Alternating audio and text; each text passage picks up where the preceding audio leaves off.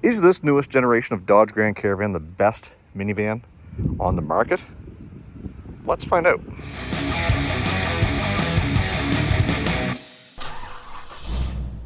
So it's great to be back with another video for you guys here on Olde Carr Guy.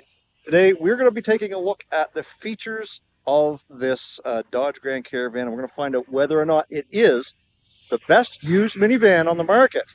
So let's talk a little bit about the Dodge Grand Caravan itself. This Dodge Grand Caravan is a 2016, but the name and the Caravan as a minivan was invented by Dodge. And these Dodge Grand Caravans have been around since 1983 when they first come out as an 84 model. They have seen 6 generations in total, this one being number 5. And not only did Dodge or Chrysler invent the minivan, but they invented a lot of the cool features that this one has to offer. Now, years ago, they used to offer a couple of different styles. They had a short wheelbase and a long wheelbase. And you can get them in such base trims as a cargo van, all the way up to a luxury Chrysler Town and Country with all the bells and whistles. And of course, everything in between. In the back, we do have a tow hitch receiver. And I believe these things were capable of towing up to 3,500 pounds. So although you won't be towing a 30-foot travel trailer, you can tow some pretty decent sized campers with this thing. Utility trailers, side-by-sides, and four-wheelers. This one is an SXT Plus model, which means it's going to give you the aluminum wheels, tinted windows. It also has the roof rack. Most vans don't utilize roof racks like the Dodge Grand Caravan. As you can see, there's a twist knob here. There's one down here on the other end. And when you lift those up, you can take these arms and flop them over sideways, and they lock into the corresponding sections on the other side. That's going to give you 2 load bars for roof racks that when you're not using them, they don't whistle like the other ones do. They actually fold down into the roof. And as I mentioned earlier, you could get these things loaded up with all kinds of features. This one has 2 key fobs, and all the controls for the power doors, power hatch, and remote start are on the key fob.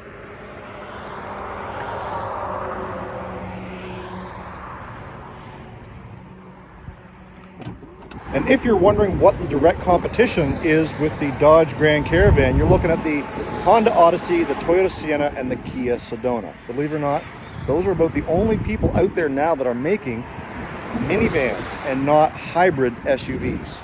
And like most Dodges, the base engine in this vehicle is the 3.6 liter Pentastar V6 that produces 283 horsepower.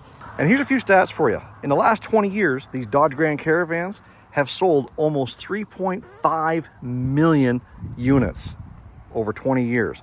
Their sales peaked in 2004 with 305,000 units sold. As of 2020, the stats show me that only 51,000 of these vans are being sold annually. And they're not that bad on fuel because they are mostly front-wheel drive, so that should give you a fairly decent range as well. So what are some of the good aspects of these caravans? Well, the most obvious is its size and versatility. Now, I mentioned earlier about some of the features that Dodge has come up with and invented as part of their vehicles, and that is the stow and go seats. You've got storage down here in these little compartments that you can put stuff when you're not stowing the seats. And when you do need to fold it, it's basically just a simple flick of this, and it folds down and right down into the floor. And when you're done this cover, make sure your floor is flat. In the back, your bench seat folds down flat into the floor as well. And when all the seats are folded, you can fit just as much furniture or lumber as you want in here, 4x8 sheets of plywood, and away you go. And for your rear seat passengers, you got rear air conditioning. The vents are up here in the ceiling. And for those kids, grandkids, you've also got a DVD player with remote, so they can watch movies, keep them entertained while they're on the road. Of course, a lot of other companies offer these features as well, but you're going to get it in this Dodge Grand Caravan for a lot cheaper than some of the competition, and we're going to go over that a little bit later. So as we get her started up here, you'll notice that it does have satellite radio, all your controls here for the air conditioning system. It does have an eco mode, lots of cup holders here and here, tons of storage between the upper portion as well as a glove box there. Now, one of the reasons why I think the Dodge Grand Caravan might take the cake for the best used minivan on the market is simply that they've been around since 1983, and they have been producing minivans non-stop ever since.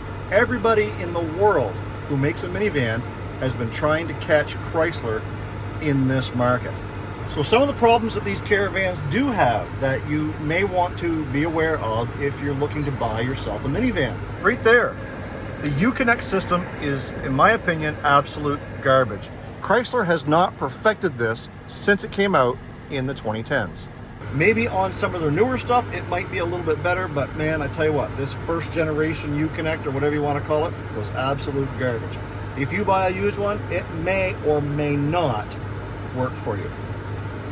Probably not. Common corrosion areas on these vans is this dog leg right here. Sand and dirt would get up in there, it would hold it and rot from the inside out. Another common area is when the door opens, it would scuff the paint like this one is just barely starting to do right here. So that could bear the metal over time and give you a rust spot right there. The underside of the tailgate was common on a lot of vehicles. On these vans especially, this one is in excellent condition, even though it's white, showing no signs of rot. And another common spot was the leading edge of the hood. These hoods are aluminum, but they would rock chip and they would bubble and blister. This one again, few rock chips here, but no rot and no blistering anywhere along the leading edge of that hood. So if you guys are liking this video, please give this video a thumbs up and make sure you're subscribed to Olde Carr Guy for more great videos like, is this the best used car? You guys seem to love those. I love doing them. Let me know down in the comment section down below what you think of the Dodge Grand Caravan. Now, as far as the drivetrain goes, the drivetrain was pretty tough.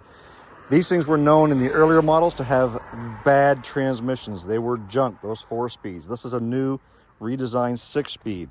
And although the 6-speed transmission is better for fuel economy, it shifts a lot. And when I say a lot, it's constantly looking for a gear. When you're going down a country road, up and down hills, it's always shifting.